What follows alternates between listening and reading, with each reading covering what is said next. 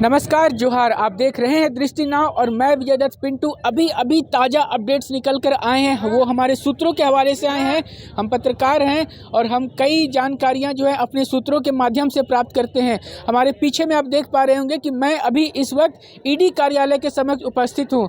Enforcement directorate, जी हाँ, प्रवर्तन निदेशालय का वो कार्यालय जहां आज झारखंड के मुख्यमंत्री माननीय हेमंत सोरेन पूछताछ का सामना कर रहे हैं। आखिर ये नौबत क्यों आ गई, क्यों ये हुआ, ये सारी कहानी आप जान रहे हैं।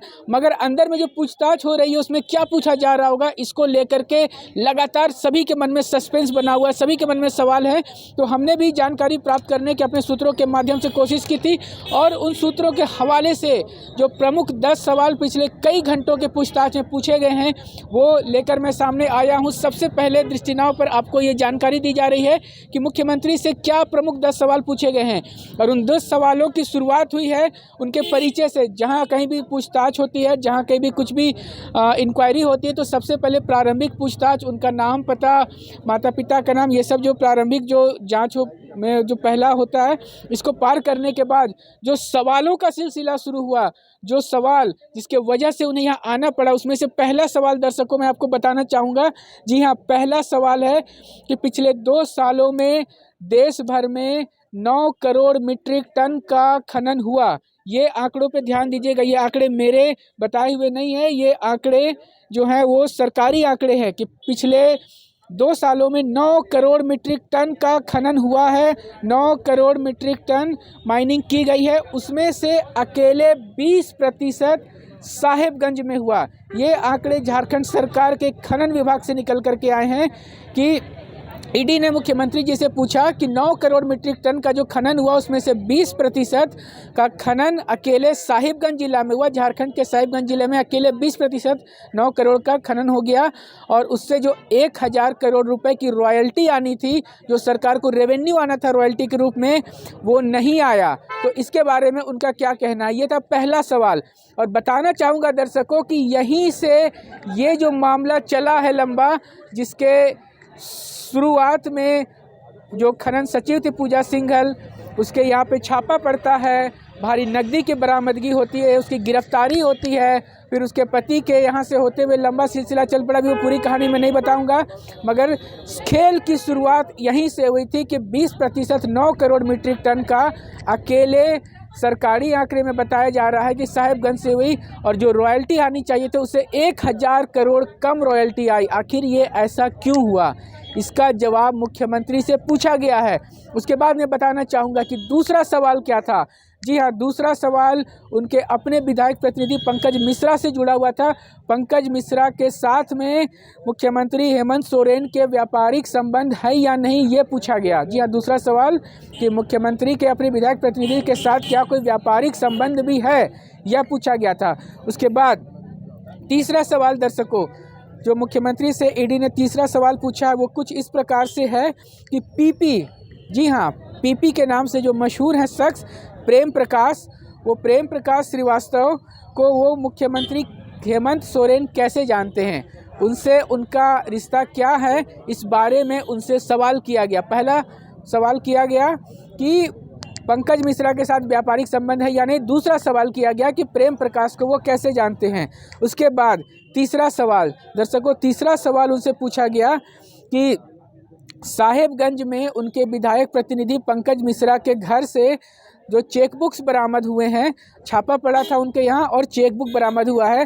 तो आप जानते हैं कि उनके यहाँ से जो चेकबुक बरामद हुआ उसमें से कुछ चेकबुक साइन किए हुए थे और कुछ साइन किए हुए नहीं भी थे।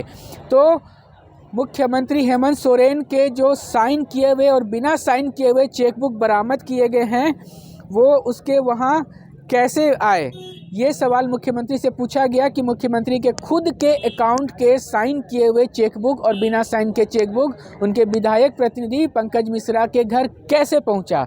जी हाँ, ये तीसरा सवाल था।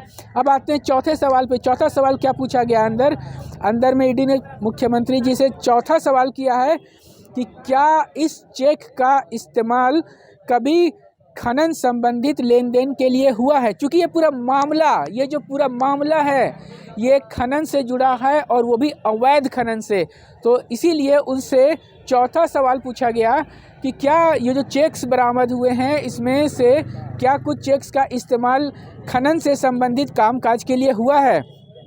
उसके बाद पांचवा सवाल दर्शकों, पांचवा सवाल ये पूछा गया है कि सरकार के स्तर पर ये जो बालू गिट्टी वगैरह का अवैध तस्करी का काम हो रहा था उसको रोकने के लिए सरकार के स्तर पर क्या कुछ किया गया। जी हाँ, ये पांचवा सवाल झारखंड के मुख्यमंत्री हेमंत सोरेन से प्रवर्तन निदेशालय के जो निदेशक आए हैं दिल्ली से, उन्होंने पूछा है कि क्या क्षमा चाहूँगा, गिट्टी बालू का जो अवैध तस्करी यहाँ पर हो रहा था इसके बारे में जब सरकार को सूचना मिली किसी भी माध्यम से, तो उस पर रोक लगाने के लिए झारखंड के मुख्यमंत्री हेमंत सोरेन ने क्या कुछ किया। ये पांचवा सवाल था। उसके बाद आता हूँ छठे सवाल पे। छठा सवाल दर्शकों क्या था? छठा सवाल मैं बताना चाहूँगा कि साहेबगंज ज़िले में पिछले 2 वर्षों में 1 करोड़ की रॉयल्टी सरकार को मिल सके, उसका जो नुकसान हुआ है उसके लिए 4000 करोड़ रुपए का अवैध खनन किया गया होगा। उसके बारे में उन्हें क्या जानकारी है। जी हाँ दर्शकों, ये छठा सवाल था कि 1000 करोड़ रुपए की रॉयल्टी का साहेबगंज ज़िले में झारखंड सरकार को जो नुकसान हुआ है, और ये नुकसान ऐसा हुआ होगा कि इसमें 4000 करोड़ रुपए का अवैध खनन किया गया होगा। तो इसके बारे में उनका क्या कहना है, ये छठा सवाल था। कॉम्प्लिकेटेड है ज़रा, लेकिन चूँकि अवैध खनन से जुड़ा मामला है और ईडी इन सवालों के जरिए में कुछ ना कुछ फ्रेम करने का कोशिश कर रहा होगा कि इन सवालों के आधार पर मुख्यमंत्री से जो जानकारी मिलेगी उससे इस अवैध खनन से झारखंड के मुख्यमंत्री का कोई लेना देना है या नहीं है, यह जांचने के लिए ये सवाल उनसे किए जा रहे हैं। अब आऊँगा 7वें सवाल पे। 7वां सवाल मुख्यमंत्री से किया गया कि पिछले 2 सालों में 6500 रेलवे रैक खनन के परिवहन में इस्तेमाल किए गए। आंकड़ों पे ध्यान दीजिएगा दर्शकों, 6500 रेलवे रैक खनन के परिवहन में इस्तेमाल किए गए, लेकिन ये 8 करोड़ मीट्रिक टन अवैध खनन का पत्थर का परिवहन नहीं कर सकते। देखिए 6500 रेलवे के रैक जो है वो खनन में इस्तेमाल हुए, ये सरकारी आंकड़ा है। और अवैध खनन का जो आंकड़ा है वो कुछ इस प्रकार है कि 8 करोड़ मीट्रिक टन अवैध पत्थर का खनन हुआ है, जो कि जानकारी ईडी के पास पहुंची है सबूत के साथ में। तो इतने से उतना रेलवे का इतना ही रैक का इस्तेमाल से उतने भारी मात्रा में खनन नहीं किया जा सकता है, और हुआ है ये अवैध खनन, यह भी सबूत है। इससे क्षमा चाहूँगा, इससे 1000 करोड़ रॉयल्टी का जो सरकार को प्राप्ति होनी थी ये नहीं मिल सकी। तो इस पर सरकार ने जब जानकारी मिली तो इस पर सरकार की क्या कार्यवाही रही उससे संबंध में उनसे पूछा गया है। उसके बाद मैं आऊँगा 8वें सवाल पे। 8वां सवाल दर्शकों क्या पूछा गया कि पिछले 2 वर्षों में 8 करोड़ मीट्रिक टन अवैध परिवहन के लिए 4500 ट्रकों की आवश्यकता होगी। दर्शकों ध्यान दीजिएगा कि जो 8 करोड़ मीट्रिक टन अवैध खनन का जो मामला आया है, जो संज्ञान में आया, जिसके कि साक्ष्य भी मिल पा रहे हैं, तो इसको अवैध खनन को आखिर जो माइनिंग की गई अवैध रूप से, तो उसको ट्रांसपोर्टेशन के जरिए कहीं तो जाके बेचा गया, जैसे कि कहा गया कि बांग्लादेश से बेच दिया गया। तो उसके लिए रिसोर्सेज चाहिए, ट्रक्स चाहिए जिसमें कि लोड करके ले जाया जाएगा।